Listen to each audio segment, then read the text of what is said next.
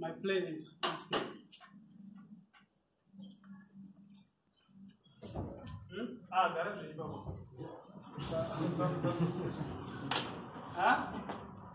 Hapana hiyo. Hai tupamba basi. Okay. Nazonge basi. Okay, so chapter kuone theory part anditira. Because unogona kuzviridza patonzi zvitsananguri. Zvinotsananguri gaizvo. Before this one person before.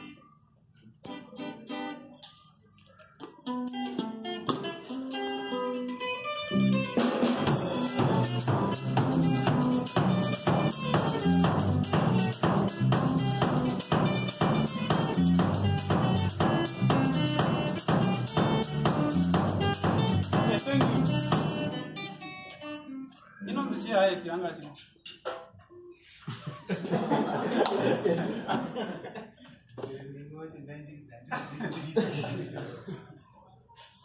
So andimona kuti pane dambudziko rakakura. Anditi chipotipa height maybe Samsung yo ngati Samsung waita height yo.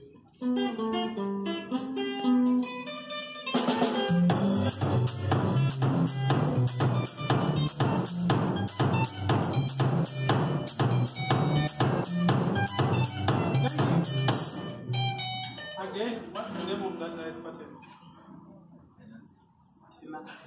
This time try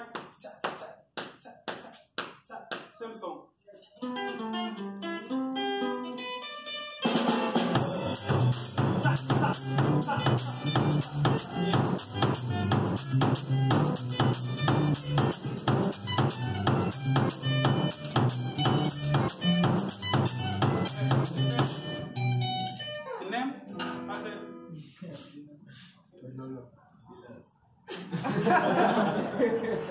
So, imagine you become the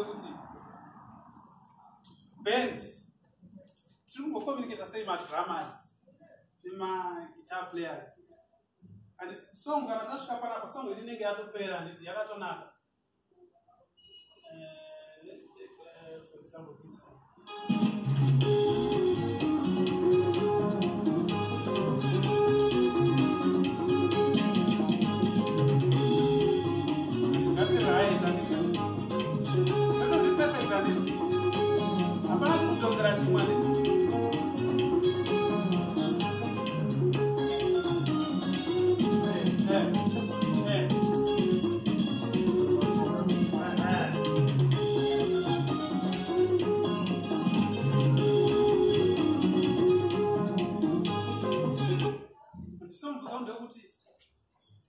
Drama.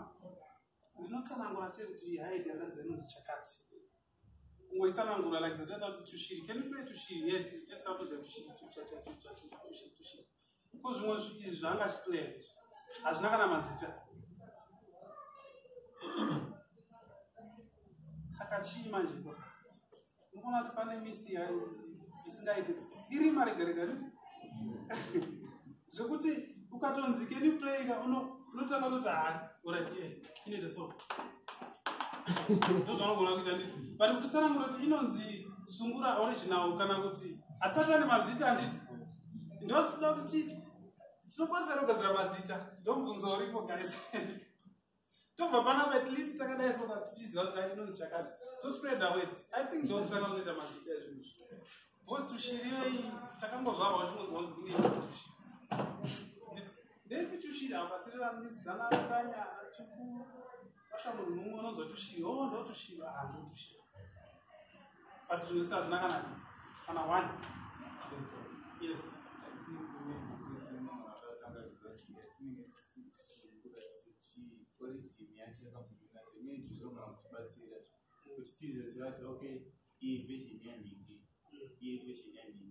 I think you may have started song of the one of capture and a song like yes, and she's that can direct from something, tells that okay, I got from this is the original. Yeah,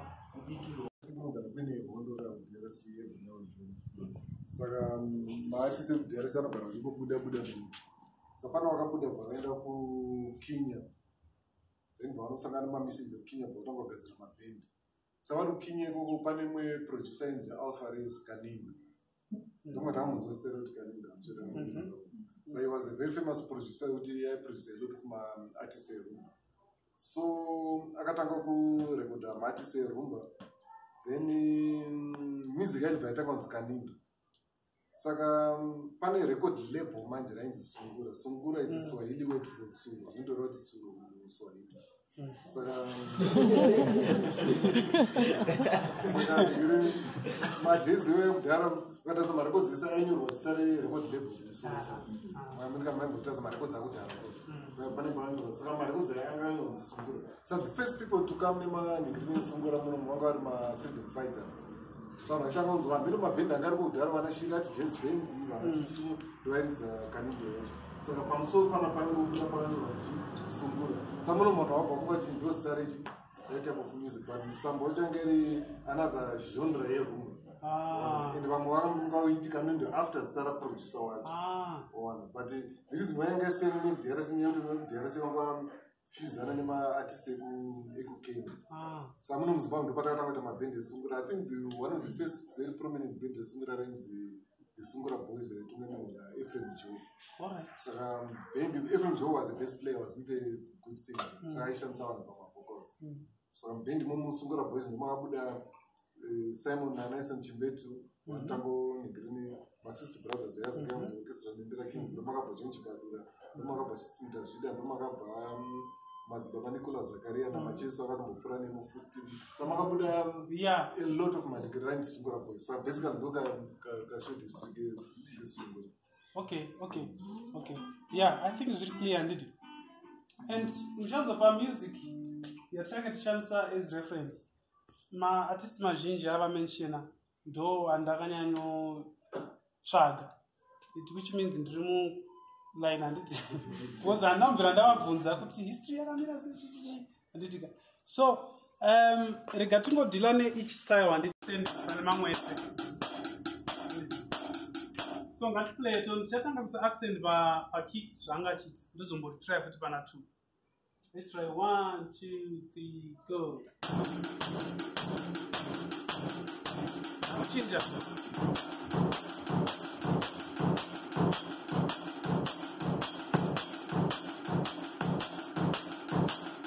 Let's try banana 3. And let's try banana 3. 1, 2, 3, go.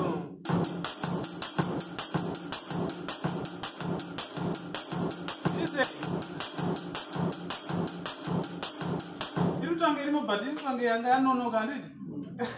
so ndopanga kuti uchiridza nebheni angu kuti but aiti yako amene zvari kuti vakusadza kutsanangura but aiti yako handiti vari kuzvinzwa but havari kutadza kutsanangura and you are in time handiti zvese zviri paplace but yangu accent yako yazononoka kuya handiti so hande futi one more time 1, 2, 3 go this one number 2 1, 3 thank you. Varidza lead yaishaura yainyora masongs those things varidza nebhendi rebva vaita mahits vasplita vaunganidza mabhendi ndiyaridza lead guitar ndeyaikomboza ndiyaishaura but magic was lost so there's something chiripo combination and mabhendi leader edu mazhinji they don't understand the combination vanofunga kuti just because inga ndiripo zvatobo but vanotarisa pane magic inonzwa necombination yake. Give an example kana yealbum unainyora masongs nemwe blaze airidza makeyboards anga asingatomboimbi pane mabhendi 2 aimba ona then pavakasplita akatsvaga vamwe vanoimba akatsvaga da kuita say the magic was because there's something chinouya through combination yekuti unopedzisa vamangoridza zvinhu zvinyaudza single nedzimwe ndimi dzamusingazvisi just because of the combination ine times munhu one year angobva pangobva one and mabhendi mazhinji futi ane apowerhouse anogona kuita powerhouse yemunhu one kuti munhu one year angochaikwa chete zvese zvakanaka munoita kuda zvibatanidza fana kwamacheso nsadonyemba obet I think was one of the powerhouse kwamacheso kushaikwa kwakaso even pashoso unonzwa there's something chisipo so ndimachisu yezi ndiyakamata bhesi ndiyakushaura nechirimi chake but pana aitochitedzerei ndozvanga wagarisa vezi nowhere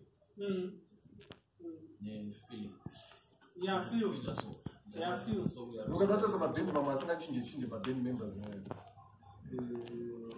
vanopedza vane mwezi combination ukatasa kana bhomba anobva yachinja same band kusvika pane kuziva kuti songo yaishati yapindira papi vanhu vacho vanobva vatarisana pana namachipsozvaingoflowa sauya akatseka bhabhuri namwe atarisa ari kutamba akatarisa bhomala akatovhara maziso but waitonzwa songo yaita yachinja zvimwe zvinhu zvine zvakuya through combination which muno muzimbabwe I think tine problem kuti hatikoshese that because ukatatarisa uko pane band rinonzi Rolling Stones guitarist wavo anonzi Keith Richards zvatha time wangu ari on tour kuAustralia vakwira muti vachipoka vokubva vatokansela tours because guitarist achipoka but muri muno munoiwa kuti hapana nenhamba yane afrengi mabhimira makutorefuresa munhu ipapo zvatha group inonzi Def Leppard drama wacho akaita accident vachipoka vomba vakatongopaka magigs pakagadzirwa drum set rekuti anokwanisa akachikonga huku pagadzirwa drum set anokwanisa rize nehuko hameno zvarakagadzirwa kuti vakatombomira matoes until akugona kuridza nehwani rokwezo but muno don't value combination to that extent ukangorwara chete ipapo pandotsvagwa nedunze namba yakavo because mapolirhythm mamwe haasi akumato mamwe vachitogadzira nemuchini utovhure more than 30 second notes because amwe manotes aakunyatogara 1 vamwe vati 1 2 ijana and then pane munhu anogona kuridza dzakutamba pandii sometimes unogona kutoona atoisa musangana zvomuridza zvinobhowa nditanda ndatombonzi tiri pamberi pevanhu kwete zvokuti kurefurefu tiri pamberi pevanhu asiya gitari so zviya zvokuti uda kudzidzira chokunyowana asiya gitari zvikanzi muri tina drama here papa handiti imagine uri pamberi pevanhu ngayatanga chabuda musodzi but I have realized it's a learning curve. You have to mix misambo yakasiyana siyana. You get to appreciate zvinhu zvakasiyana. That is the reason uchiona kuti ndikaona Kala achiridza I appreciate zvaari kuita, ndikaona Madiwala achiridza I appreciate zvaari kuita, ndikaona Ngoni achiridza madramas akasiyana. They are all playing their part kuti music iendere mberi. Just realize kuti ini ndine identity yangu, ndine kandoti ndikagara pa ndikaridza this is Darlington. Ndikira nemwe wakakosha kana tisina magig level ngozwa kuti vana sekodza vari kuridza kana kuti vana magoringo vari kuridza somewhere in Aga. Go and check. Unoona kuti ari kuita sei, pillars yake because ndo yega time yaunoona kuti munhu ari kuzviexpressa imwa. So vafanira kumashows kwana give inini masundays kana ndisina mashows ndoenda kumafamily shows ndotosvika ndichitojema ndichitoona kuti obet akaridza zvakaridza but give atoine imwe combination namudhara macho no one haustomboziva but vane zvinhu zvavakutoita zvekuti even album ravo redhisi mungononzwa kuti anakupenga because he's being himself, right? Haana kudambo pressure kuti how to be like obet akasvika vangori player give and vazvangonowirirana futi neband saka just to support ndiwe hapana paunoita obet usafa wakafunga kuti chaita obet zvauri ndo zvauri anditi ende vanhu vanotokuziya give uyu ndotomudza kakawanda nzi but drama ari komachizvinezvi ane touch yake urikuona vanhu vasingaridze magitari anditi but dai akasvika achida kutraya kuda kuita zviya zviya anditi vanhu vangadai achingoti haari ngoita kunge obet but vari kutosiyanisa kuti kunimwe mufesa ende tozva kuti anonzi give choku tomuti choku chokumanya anonzi give you see anditi so nyaya isi yekuda kuti ndoda kuita ningi sure ungaite mumwe munhu here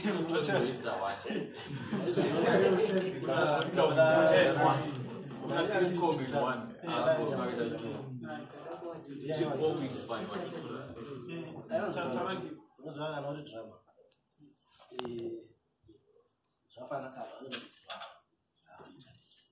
right aridza Kala ndoya ndakuda akazvitorera nguva achipractice but ini ndakuda kuzviita nenguva diki ridza zvaunogona zvawagara uchiridza izvozvo zvishoma usazvidzikisira kuti ndinoda kuti kana ridza pakati kumanaka panogarika here ridza zvaunoziva izvozvo because the moment wachada kuti rega titoridzire zvazvichiita kano wakutorasika ende unoona kuti even uchiridza muita zvaunokuchekera wakutorasika wakuda kutanga kudini kudzidzira zvinhu zvavanga usati wamboita pasho pamberi kana mustudio mango I think senge zvamukuita so I think because inini machopo wanogona kutora ko asi machopo yofunga anoridzwa nevanhu vari kudhinga iyo kuti haugoni saka hausi kugona ukachopo vana vandakuza chopo avange wakuedza kuti wavhundudzira vanhu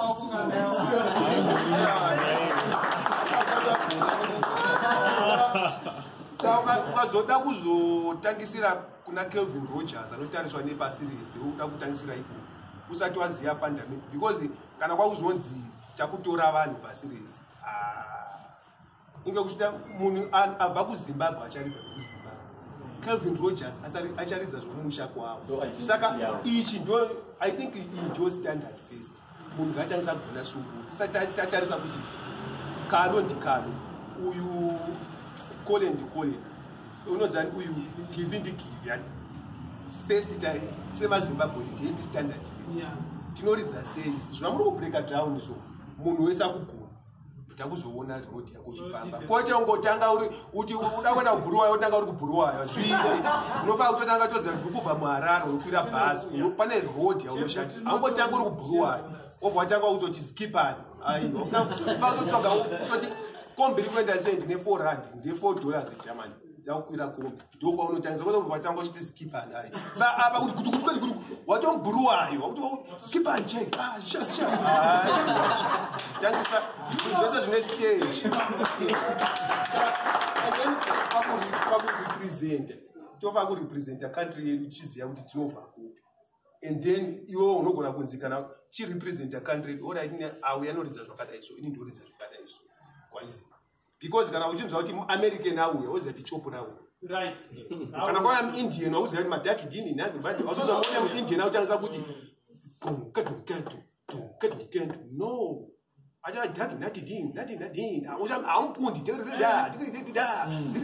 ndo style yawo wanoziva kuti sui takadaro American akati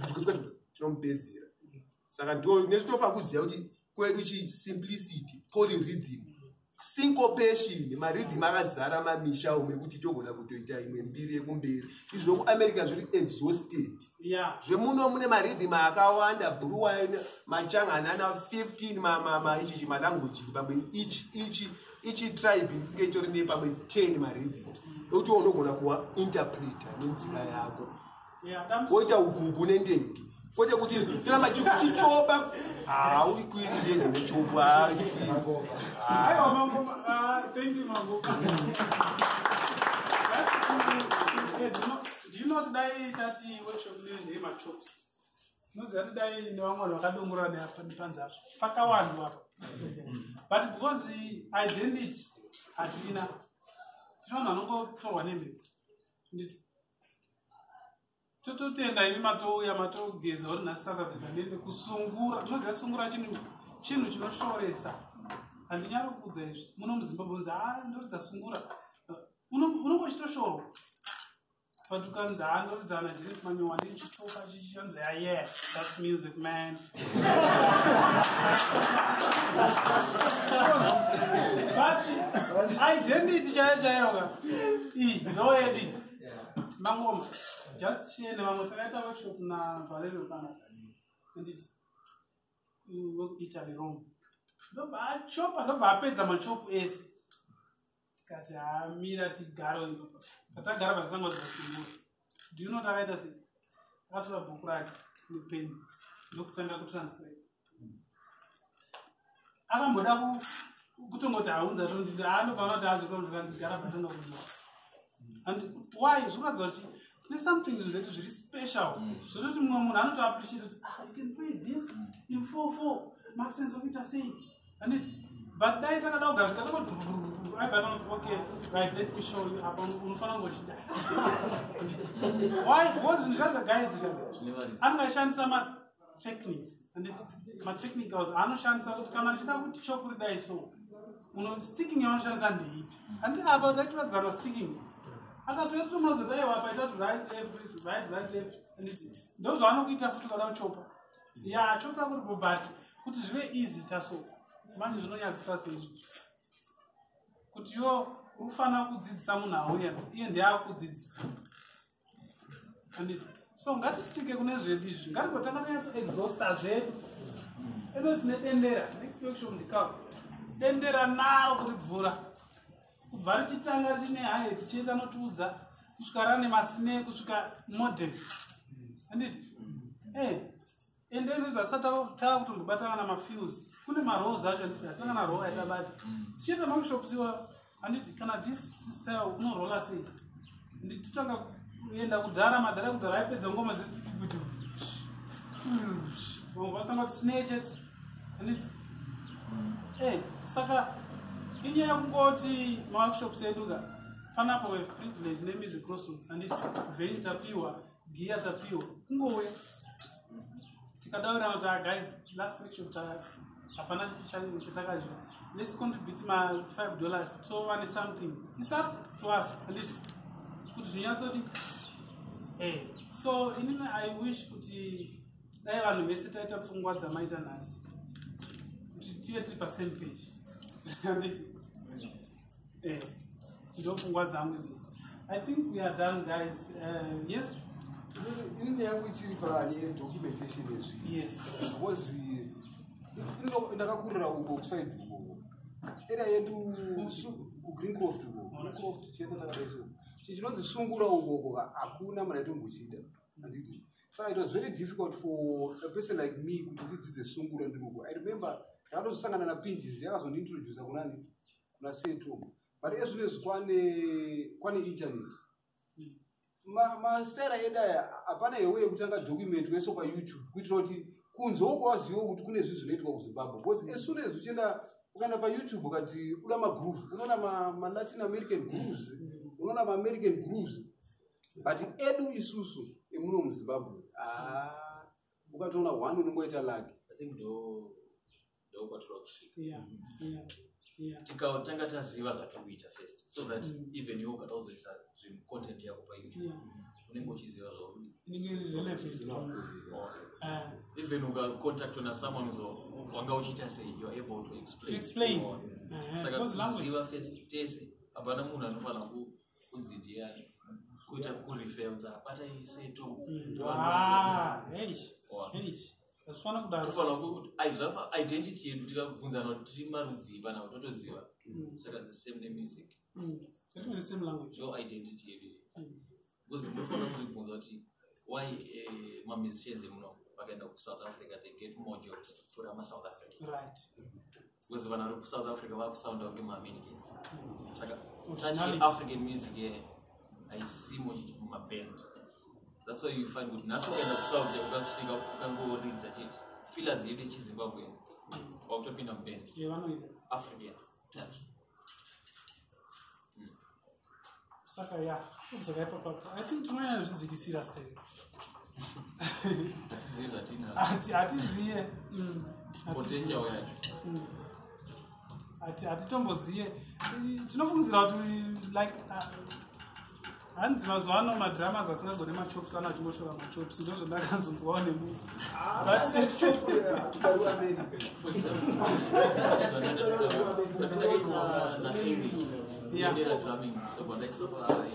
yes then Facebook then there is a guy who is from anogara Canada is Canadian anonzi Max Sennett is a drummer akanditsvaga contacts and say what is that kind of drumming well this is what we play this is one of our originals yes then ndobvati I want to learn to play that so actually interested because I'm going to video to him it's something new vanosangana nemachops nechichichi plus I think vanhu vaivaka vapedza zvese because machops it's about speed independence chichichi but zvinhu zvine syncopation zvine independence zviri simple ndo zvasara so vakasvika ndobva vatunga ko zvese vapedza vakutanga kudzoka pasi akutora zvinhu chiri simple but chine something new pane chinhu chatofana kuona kuti panoridza boys heads and lipsticks panoridza neband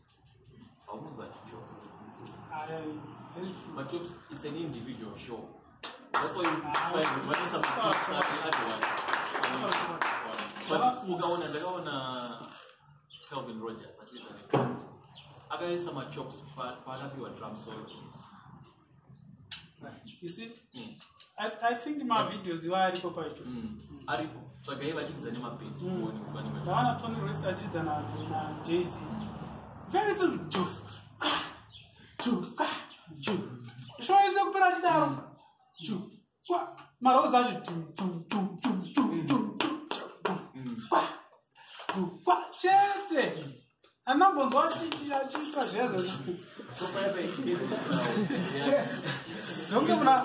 munakagarira moto anonzi macontent creator payoutube unongocreata content yakoisa malikes nemaviews obhoita mari so I think hatisi kuti isusu takapenga stereka but tikuzama kubudisa kuti tine zvinhu zvatinazvo muno munyika medu guys zvekuti tikambonyatsodzoka tese tikaungana anoona zvodadari imagine tichiita kana one workshop per month like this one I'm sure clearly inochinja as madramas yes ininde chimwe chinhu chandikadiscover sechandaimboitawa mukatarisa kune mainstitutions anotonzi aita degree in jazz studies ukatenda kuna Trinity kune ndonzi rock school wotonzi waita grade 8 panyaya dzekuridza rock and mukatarisa munomo takatocolonize watatova nejazz degree inochekera nejazz but the origins inenge ichingodzokera pakuti history yejazz zvakatangira kupi zviri kufamba sei and but understanding yemusambo wedu muno a lot of people out there don't even know and vamwe vacho mukatarisa ukazoona vanhu anenge ana Eric vakusvika kubva kunana Noel vachiazotora kuzoridza sungura and it means kuti zvinhu zvedu zvine imwe value yazvinazvo yatisatagona kuona isusu vareki saka I don't know kuti pangaitwa sei like research I understand kuti makamboita research dzengoma dzana chichiyani apagone here kuitwa that same kind of research yekuti inonga kutogredwawo like the way kuitwa vamwe ndizvo yototi uchinzi wapedza kusvika up to grade 8 kune zvakati zvawakuziva understanding yesungura togona kusati sungura iri because some hate sungura ndizvo togona kuti understanding toti sungura dendera chi just Zimbabwean style zvekuti zvino incorporatwa even into music ini ndinoona ndichitoda pacertificate racho sungura degree because ipapo ndopatanganya nyaya pakuti tiri kuramba zvinhu zvedu toda kuzvipa mazita echirungu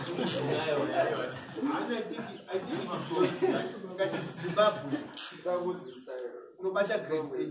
8 nge pane lot of content sungura chete nezvo zvakawandisa because ukatarisa izvo zvinhu zvatinomagnify vakutoti tatora salsa totora pano toti tatora kaskara kwapa mambobhira foya pa tongoenda pamwe toti taenda pamuriro totora Jerusalem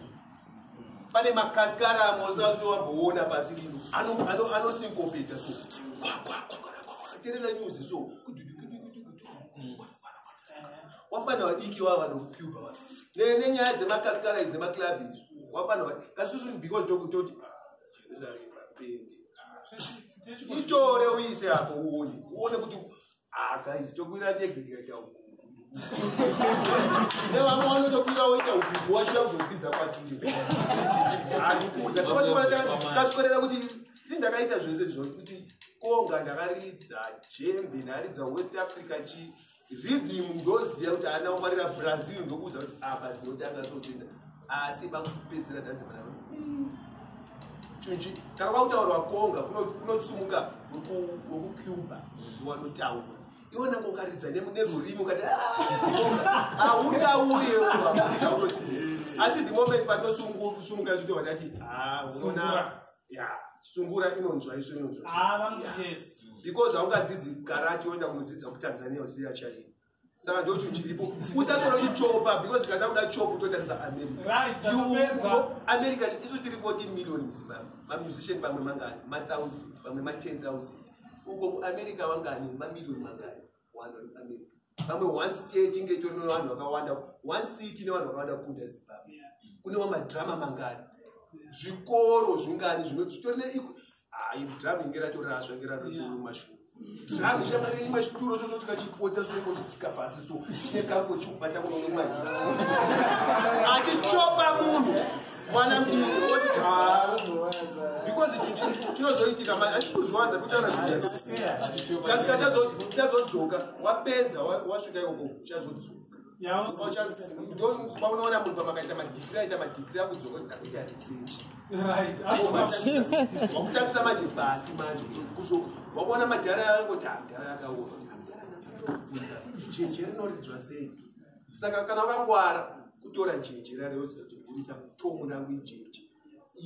ichichi magepsi ana maya iri ndononji ndo best ram rangu iri dandi aiti rangu ihusho wobva waziva kuti panonorwora pamwe ndikutedzera mavoisi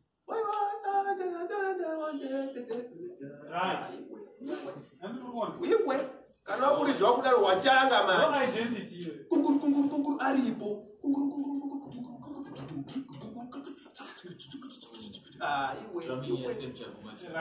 kana cultural exchange program tinosvika tichitaura zvinhu zvatinonzwisisa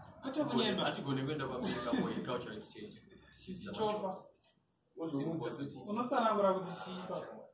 hapana ndakushapira vakateerera so vanatonyi vave kuti